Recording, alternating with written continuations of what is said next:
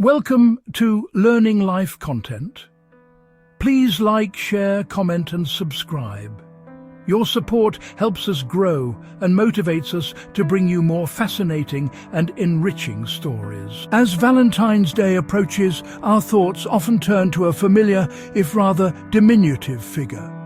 Cupid, that imp of ancient Rome, gloriously cheeky and armed with a bow. He is the West's quintessential icon of romance, the cherubic face that launches a billion greeting cards. But across the world, in the vast tapestry of classical Indian thought, desire wears a different face. Here we meet Kaamdeva, who by contrast leans philosophical, desire with a thoughtful brow. He represents not just fleeting infatuation, but the profound, complex and sometimes dangerous force of the Sanskrit term for desire, pleasure and sensual gratification in all its forms. One simply makes you swoon. Cupid's work is immediate, a sudden flutter of the heart, an arrow's unexpected sting. He is the god of the thunderbolt attraction, the love at first sight that rearranges your world in a moment. His is the domain of romantic gesture, the grand sweeping passion that defines so much of Western love poetry and art. The other teaches why the heart swoons at all. Kaamdeva invites a deeper inquiry. He asks us to consider the nature of desire itself, its origins, its power, and its place within a well-lived life. He is not merely a matchmaker. He is the very principle of longing that drives creation, art, and even the spiritual quest for union.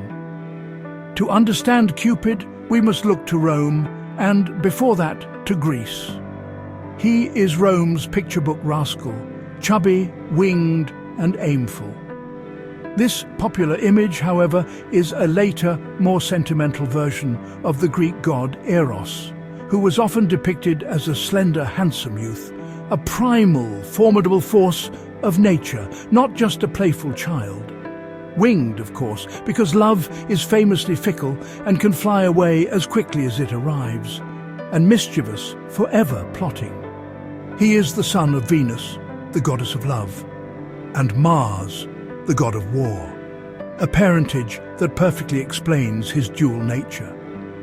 From his mother, he inherits his dominion over beauty and affection.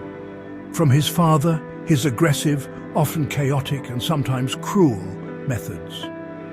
He is love born from conflict, a beautiful and dangerous paradox. His arsenal is famously specific.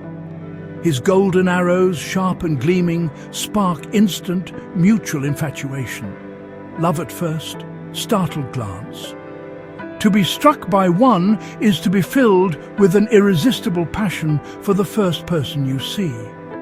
But Cupid also carries arrows of lead. Blunt and heavy, they have the opposite effect. They induce a powerful aversion, causing their victim to be repulsed by the very person who, struck by a golden arrow, now desperately loves them. This perverse twist, this capacity for creating lopsided, awkward rejection, reveals the cruelty that often lurks beneath his cherubic exterior. He doesn't just create love, he toys with it. Yet, Cupid is not immune to his own power. His most famous story is that of his love for Psyche, a mortal woman whose beauty rivaled that of Venus herself. Enraged with jealousy, Venus ordered Cupid to make Psyche fall in love with a hideous monster. But upon seeing her, Cupid accidentally pricked himself with his own golden arrow and fell hopelessly in love. He visited her only at night, forbidding her from ever looking upon his face. Driven by curiosity and the taunts of her sisters, Psyche eventually betrayed his trust, lighting a lamp to see her divine lover. A drop of hot oil fell from the lamp, waking Cupid, who fled, heartbroken. The tale then follows Psyche's desperate journey, undertaking impossible trials set by a vengeful Venus to win back her love. In the end, her devotion proves so profound that she is granted immortality and united with Cupid forever. It is a romance tempered by trials, a story that elevates Cupid from a mere troublemaker to a figure capable of deep, transformative love himself. Now, let us journey east to the world of Kaamdeva. Also known as Manmatha, a Sanskrit name meaning the churner of the mind, he embodies itself, desire-made figure in classical Indian thought. He is not a child, but a handsome youth, eternally young and impossibly beautiful, riding a chariot drawn by parrots. His iconography is rich with symbolism. He bears a sugarcane bow, sweet yet formidable. Its sweetness represents the pleasure of desire, while its strength signifies desire's unyielding power. The bowstring is not hemp or sinew, but a living line of honeybees, symbolizing both the sweetness and the painful sting of love. His arrows are not gold and lead, but are each tipped with a specific flower, fragrant and disarming. There are 5 of them, each designed to pierce one of the 5 senses and evoke a different shade of longing. They stir tender feelings. They can ignite a fevered madness. And yes, they can cause spiritual distraction when desire pulls the mind from prayer or meditation. Unlike the often solitary Cupid, Kaamdeva is rarely alone. He is accompanied by his wife, Rati, the goddess of passion and carnal delight, and his companion, Vasanta, the lord of springtime. This trio represents a holistic view of desire. It is not an isolated event, but an entire ecosystem. Desire, for them, blossoms in the fertile ground of spring, nurtured by passion, and it is a force that brings the world to life. Kaamdeva appears in epics and Puranic lore, his role often quietly consequential. But his most defining story is one of cosmic confrontation and profound transformation. It is the story of his encounter with the great ascetic god, Shiva.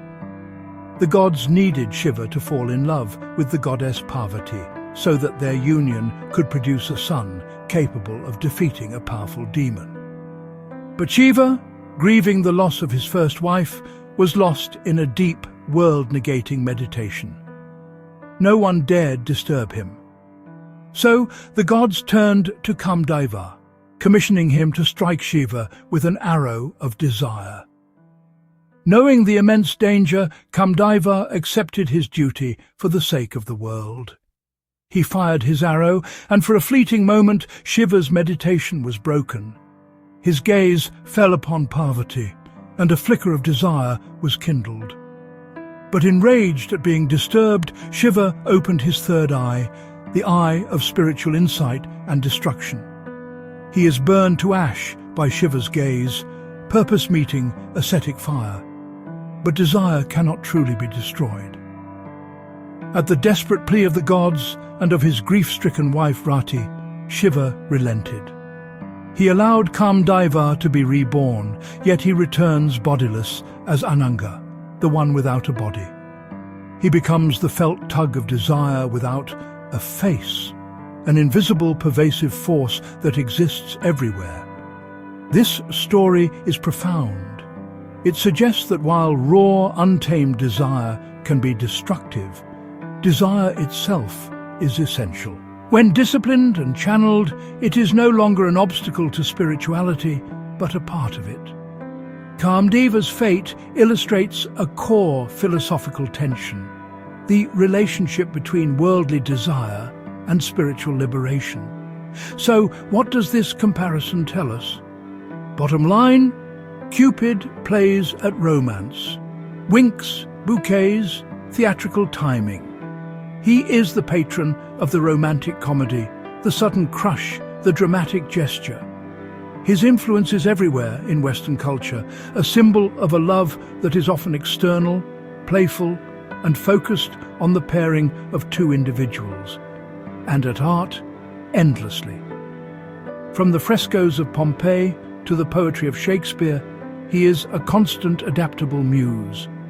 Kaamdeva, on the other hand, holds as a spectrum, a fundamental aspect of existence itself.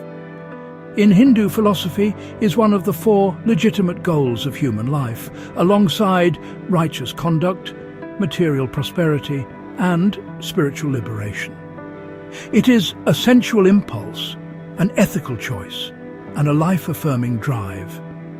Sensual, yes, also philosophical. And as his encounter with Shiva shows, sometimes a brush with divine chaos. His story isn't about finding a partner. It's about understanding the very nature of wanting. Two gods, one theme, love, yet shaped by the distinct priorities of their civilizations. Cupid, a product of the Roman world's focus on narrative, drama, and human relationships, gives us stories of passion and matchmaking. Kaamdeva, born from the Indian subcontinent's deep philosophical inquiries, offers a framework for understanding desire as a cosmic and internal force. Their punchlines diverge: playful romance versus disciplined desire. One is a character in a story about love. The other is the story of love itself. Whether you see love as a mischievous game orchestrated by a winged archer, or as a profound, formless energy that animates the universe, both figures remind us that the tug of the heart is one of humanity's most powerful and enduring experiences. Thank you for watching Learning Life content. Please like, share, comment, and subscribe. Your support helps us grow and motivates us to bring you more fascinating and enriching stories.